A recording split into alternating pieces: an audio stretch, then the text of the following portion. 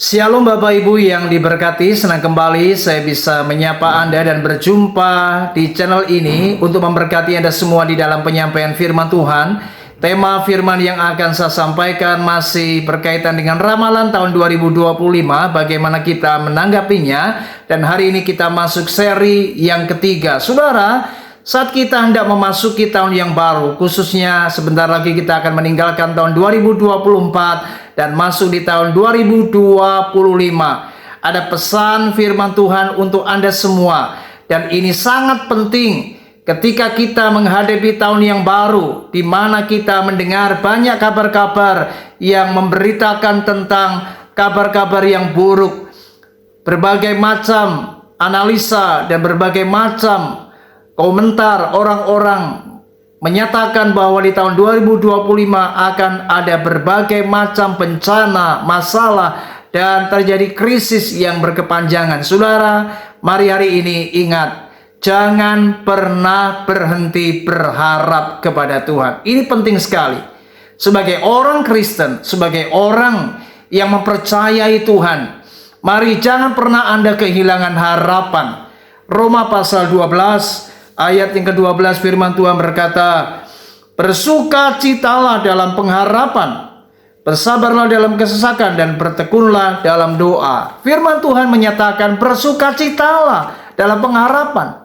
Artinya kita sebagai anak-anak Tuhan, kita harus bersukacita meskipun di tengah masalah, meskipun di tengah kabar-kabar yang menggemparkan. Mari kita tetap jaga hati kita untuk tetap bersukacita. Mari jangan kita menjalani hidup dengan wajah yang cemberut, dengan wajah yang sedih. Mari, bukankah kita ini orang-orang yang berpengharapan? Artinya kita punya harapan di dalam Tuhan. Dan di dalam Tuhan, pengharapan kita tidak akan pernah dikecewakan. Oleh sebab itu, mari, ada sebuah pesan firman Tuhan di hari ini, yaitu mari tetaplah berharap kepada Tuhan. Sebab Tuhan adalah sumber pertolongan kita. Tuhan jawaban atas masalah kita. Tuhan yang akan menolong dan menyelesaikan setiap pergumulan Anda. Mari berharaplah dengan Tuhan. Tuhan tidak akan pernah bosan mendengarkan doa-doa Anda. Tuhan tidak akan pernah tidak mendengar apa yang menjadi persoalan keluh kesah kita yang kita sampaikan kepadanya. Sebab hanya di dalam doa kita berharap, kita berseru memohon pertolongan dan anugerah Tuhan. Dan orang-orang yang selalu berharap dengan Tuhan, itu artinya dia mengandalkan Tuhan dalam hidupnya. Dan mereka yang mengandalkan Tuhan, maka firman Tuhan menjamin orang-orang yang mengandalkan Tuhan, yang hidupnya berharap kepada Tuhan dan tidak berharap kepada manusia, mereka akan diberkati Tuhan.